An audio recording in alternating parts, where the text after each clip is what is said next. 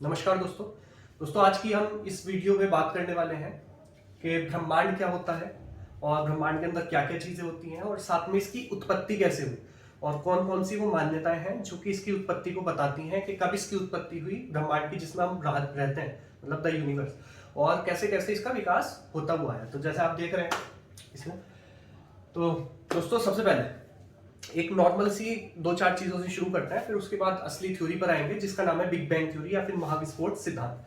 तो दोस्तों ब्रह्मांड क्या होता है? जो भी हम अपने चारों तरफ चीजें देखते हैं, चाहे वो छोटे से अणु हो, परमाणु हो, या फिर बड़ी चीजें हो, सोफा, बेड, हम और पृथ्वी, पृथ्वी के चारों तरफ वायुमंडल, दूसरे तारे, सूर्य, दूसरे सभी ग्रह, आकाश गंगाएं और साथ में क्लस्टर ऑफ आकाश गंगाएं, जितना निर्वात पड़ा हुआ है, जो भी जितना भी सारा स्पेस है, उस सबको हम कंपाइल करके एक चीज के अंदर बोलते हैं कि ये सब चीजें ब्रह्मांड के अंतर्गत आती हैं या फिर इसी को यूनिवर्स बोला जाता है। जैसे हम ऊपर देखते रहते हैं रात को तारों की तरफ, तो हमें पूरा मतलब अनंत तक दिखता है, क्या अनंत तक हम देखते ही जाते हैं। तो दोस्तों उस अनंत की भी एक सीमा है, उसी सीमा को हम बोलते हैं कि जहां तक हम देख सकते हैं वहां तक हमारे ब्रह्मांड का विस्तार है, जो हम देख ही नहीं सकते उसके आगे का हमें ज्ञात नहीं। तो दोस्तों ब्रह्मांड की उत्पत्ति के संबंध में मतलब अलग अलग जो वैज्ञानिक हैं उन सब ने अलग अलग अपनी थ्योरीज दी हैं, लेकिन किसी को भी ये नहीं कहा जा सकता कि फुल प्रूफ्ड है। मतलब कुछ जो हमारे फिजिक्स के लॉज हैं उनके हिसाब से जो सबसे खरी खोटी बैठती है, मतलब जो सबसे ठीक बैठती है, वो थ्योरी है बिग बैंग थ्योरी। उसके हिसाब से ही हम बात करते हैं कि हाँ शायद हमारे ब्रह्मांड की उत्पत्ति ऐसी हुई होगी। मतलब अगर क्वेश्चन में आएगा लिखने के लिए तो फिर यही लिखेंगे बिग बैंग थ्योरी के हिसाब से, लेकिन इन रियल अभी तक कोई भी ऐसी रियल फुल प्रूफ थ्योरी नहीं बनी है जो कि ब्रह्मांड की उत्पत्ति को बता पाए कि इसकी मतलब उत्पत्ति किस तरह से हुई थी। उससे पहले दोस्तों थोड़ी सी कुछ फैक्चुअल चीज देख लेते हैं कि हम ब्रह्मांड को, जैसे ब्रह्मांड कहाँ तक है, कितना है, तो दोस्तों जब तक हम उसका मेजरमेंट नहीं करेंगे तो उसके बारे में बात करनी बिल्कुल फालतू है। तो उसकी बात करने के लिए हमें जो हम इकाइयों का यूज करते हैं, जैसे अपने आप को नापने के लिए हम फीट का और इंचेस का यूज करते हैं, सेंटीमीटर्स का यूज करते हैं।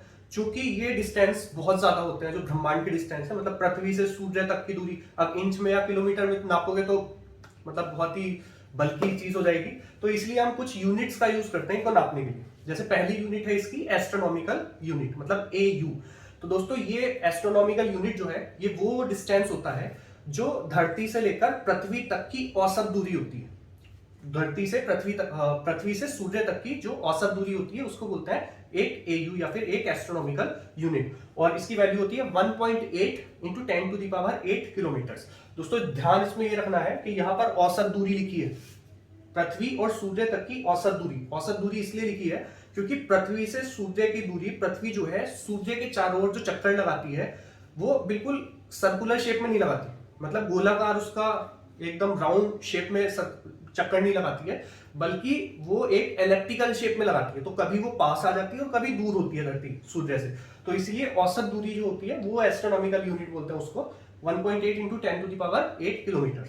सेकेंड इसकी यूनिट है लाइट ईयर। दोस्तों लाइट ईयर का क्वेश्चन बहुत ज्यादा एग्जाम्स में आता रहता है, और खास तौर पर तो ये आता है कि एक लाइट ईयर जो होता है वो किस चीज का इकाई है, मतलब किस चीज को नापने के लिए उसका यूज किया जाता है। तो चूंकि इसमें वर्ष लिखा हुआ है, लाइट ईयर या फिर वर्ष, तो दोस्तों वर्ष देखकर ये टाइम का बिल्कुल नहीं है, इसको बोलते हैं दूरी यानी कि डिस्टेंस। डिस्टेंस नापने की एक यूनिट होती है, और ये कितनी होती है, एक साल के अंदर लाइट जितना भी ट्रेवल करती है, तो जो लाइट की स्पीड है, जो फास्टेस्ट स्पीड है इस धरती के, मतलब इस पूरे के पूरे यूनिवर्स जो हम जानते हैं, हमारे हिसाब से सबसे तेज चलने वाली अगर कोई वस्तु है तो वो है प्रकाश। वो तेज चलने वाली वस्तु एक साल में जितना दूर चल सकती है उसको बोलते हैं प्रकाश वर्ष। वर्ष मतलब एक साल, प्रकाश मतलब प्रकाश कितना चलता है। तो वो डिस्टेंस जो प्रकाश एक वर्ष में तय करता है उसको बोलते हैं लाइट ईयर, और ये होती है 9.46 into 10 to the power 12 kilometre. तीसरी यूनिट आती है पारसेक, ये इससे भी थोड़ी सी बड़ी है।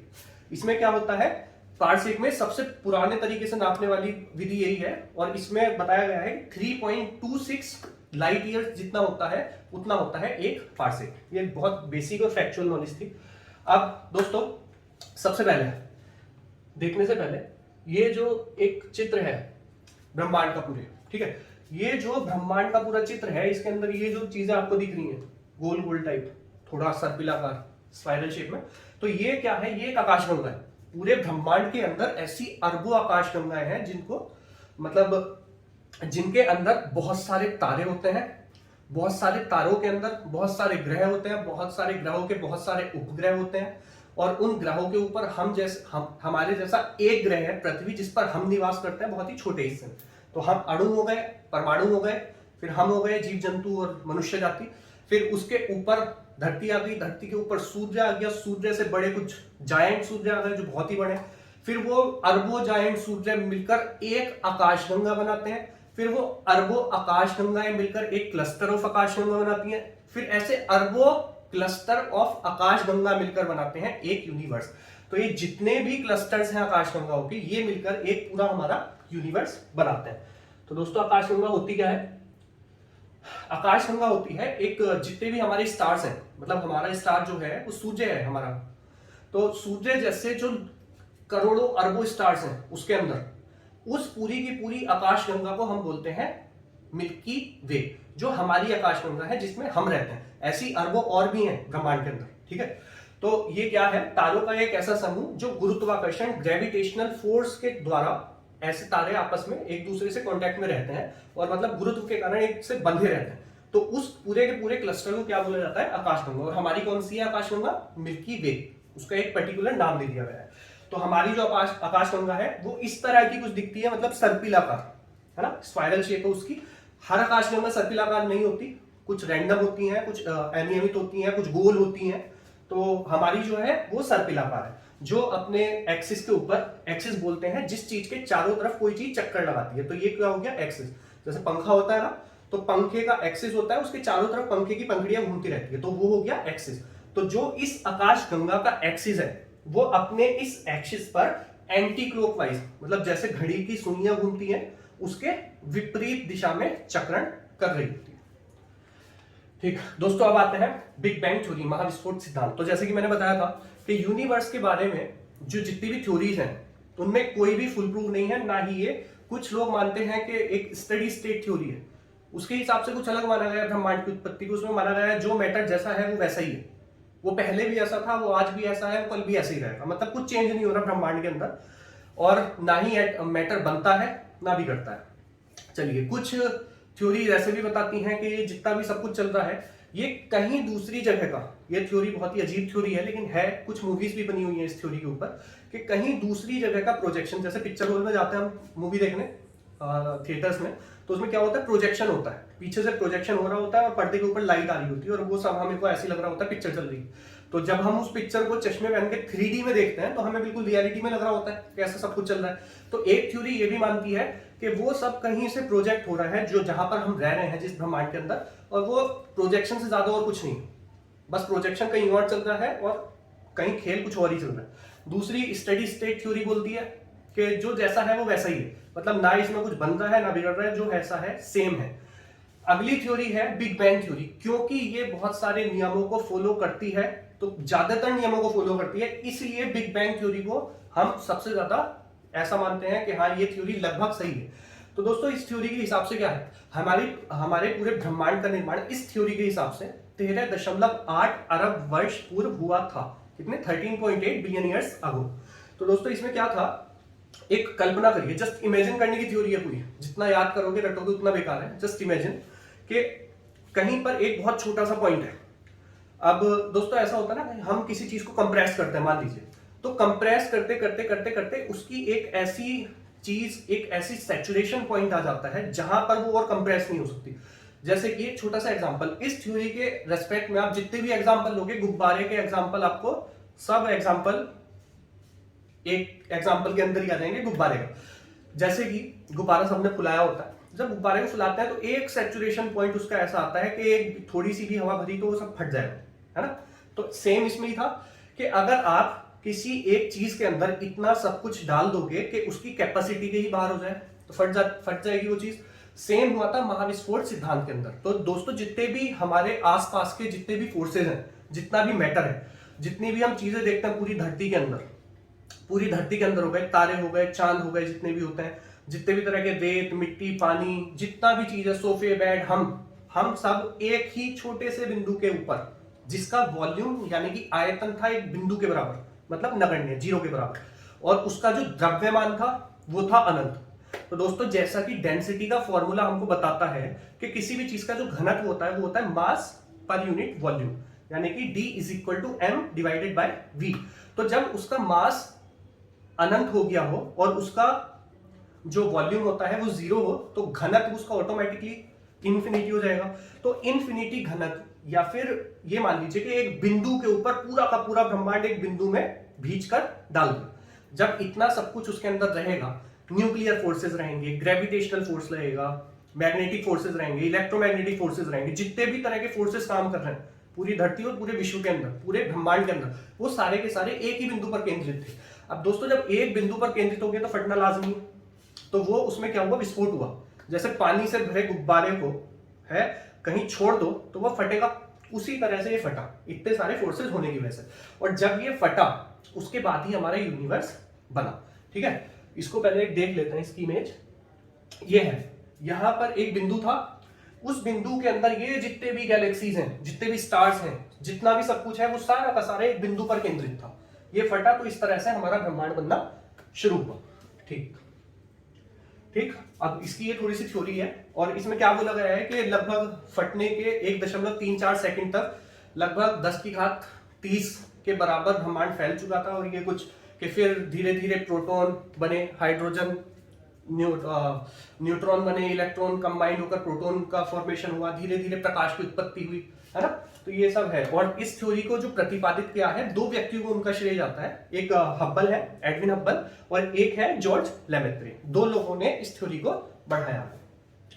चलिए दोस्तों देख लीजिए, एक इमेज इसकी ऐसी है, यहां से फटना शुरू हुआ, जैसे ही फटा तो फिर ऐसे धीरे धीरे धीरे धीरे करके एक्सपेंड होना शुरू हो गया। दोस्तों अब ये क्या है, एक और चीज है इस थ्योरी में कि जो ये थ्योरी है इसमें बताया जाता है कि यूनिवर्स इज एक्सपैंडिंग, मतलब जो ब्रह्मांड है वो लगातार बड़ा होता जा रहा है। क्योंकि हम मान लीजिए यहां पर बैठे हुए हैं, ठीक, ये मान लीजिए ये हमारी मिल्की वे, इसके अंदर सन है कहीं, सन के अंदर हम है कहीं, हम जो देखते हैं हम यहीं तक देख पाते हैं सिर्फ, ठीक। तो जहां तक हम देख पाते हैं, जब हमने एक चीज देखी, सेम गुब्बारे वाला एग्जांपल, गुब्बारे पर आप डॉट डॉट डॉट डॉट लगा दीजिए उसको फुलाने से पहले, और जब आप फुलाएंगे तो फुलाते फुलाते वो डॉट आप देखेंगे एक दूसरे से दूर जा रहे हो। तो ये पहला प्रूफ था इस थ्योरी का कि साइंटिस्ट ने देखा कि जो दो तारे हैं, वो दो तारे, अब से 10 साल पहले उन्होंने एक चीज ऑब्जर्व करी कि इन दो तारों के बीच का कितना पारसेक डिस्टेंस है। फिर 10 साल बाद उन्होंने चेक किया तो वो देखा कि वो जो डिस्टेंस था वो बढ़ गया। तो बढ़ गया तो इसका मतलब क्या हुआ, एक दूसरे से दूर हो गए, एक दूसरे से दूर हो गए। तो इसीलिए ये थ्योरी बना दी गई, एक्सपांडिंग थ्योरी, एक्सपांडिंग यूनिवर्स की थ्योरी। कि क्या है, हमारे ब्रह्मांड का धीरे धीरे विस्तार होता जा रहा है। ठीक, दूसरी चीज दोस्तों ये है मेन चित्र, ठीक है। इसमें हम देखेंगे यहां पर एक छोटा सा वो ले लिया है, हमारी गैलेक्सी, गैलेक्सी के अंदर कहीं छोटा सा ये सोलर सिस्टम दिख रहा है, इस सोलर सिस्टम के अंदर भी छोटी सी पृथ्वी, उसके ऊपर हम रहते हैं। तो दोस्तों ये जो बिग बैंग थ्योरी है, आखिर क्यों इसी को सबसे ज्यादा मान्यता क्यों मिली? पहला रीजन तो ये है क्योंकि एक्सपांडिंग बताता है कि ब्रह्मांड फैलता जा रहा है ना। दूसरा रीजन दोस्तों ये है कि हमारे जो फिजिक्स के लॉज हैं वो इस थ्योरी के हिसाब से मैच करते हैं। एग्जैक्टली इसको इसलिए नहीं बोला जा सकता है क्योंकि हमारे फिजिक्स के लॉज भी वही हैं जो हमने खुद अपने दिमाग से बनाया, और थ्योरी भी है हमारे ही दिमाग से। हो सकता है इसके बिल्कुल विपरीत ही काम चल रहा हो, है ना दोस्तों। इसी के साथ एक और चीज आ जाती है, बहुत लोगों का क्वेश्चन रहता है कि पैरेलल यूनिवर्स क्या होता है, समानांतर ब्रह्मांड। तो पैरेलल यूनिवर्स ऐसे मान लीजिए आप, तो जब इसका विस्फोट हुआ, सोचने वाली बात है थोड़ी सी, जब इसका विस्फोट हुआ था, महाविस्फोट थ्योरी जो हुई थी, तो ये जो बना ये है हमारा ब्रह्मांड। तो दोस्तों जब किसी एक चीज का विस्फोट होगा तो वो क्या एक ही दिशा में विस्फोट होगा खाली? सोचकर देखिए, कोई एक पानी से भरा गुब्बारे फेंकूंगा तो एक ही दिशा में खाली पानी जाएगा चारों तरफ, क्योंकि चारों तरफ पानी जाएगा और हम कहीं इसके एक छोटे से पार्ट में रह रहे हैं तो हमको ये दिख रहा है। तो ऑब्वियसली जब इस तरह का एक यूनिवर्स है तो इधर भी तो इसी तरह का हुआ होगा, इधर भी हुआ होगा विस्फोट, इस साइड भी विस्फोट हुआ होगा। तो इसीलिए जैसे हमारा यूनिवर्स है, इसी तरह के, अब इस थ्योरी के हिसाब से इसी तरह के अनंत यूनिवर्स भी फिर होने चाहिए, क्योंकि ये गुब्बारा फूटेगा तो वो तो अनंत दिशा में फूटेगा ना। तो सेम पैरेलल यूनिवर्स ये बताता है कि जैसा हमारा एक ये यूनिवर्स है, इसके समानांतर ही इधर भी एक यूनिवर्स होगा, उधर भी एक यूनिवर्स होगा। तो यही कुछ थ्योरीज हैं जो बताती हैं पैरेलल यूनिवर्स को। कुछ साइंटिस्ट मानते हैं इस तरह की घटना होती है, कुछ साइंटिस्ट मानते हैं नहीं होती है। अभी तक कुछ भी फैक्चुअल इंफॉर्मेशन इसके बारे में इससे ज्यादा नहीं, क्योंकि हमारे पास इंस्ट्रूमेंट्स भी इतने नहीं है कि हम जान सके, और कुछ ही दूरी तक हम देख पाते हैं, जो अभी तक इंस्ट्रूमेंटल पावर है हमारी, कुछ ही दूरी तक देखने की है, उससे आगे हम देख नहीं पाते। तो दोस्तों ये सब था बिग बैंग थ्योरी के बारे में। खाली एक इमेजिनेशन पावर अपनी विकसित करिएगा, सोचिएगा जरा इसके बारे में थोड़ा सा, और जितने भी फैक्चुअल क्वेश्चन है वो करने की कोशिश कीजिएगा। इसी के साथ जय हिंद, जय भारत।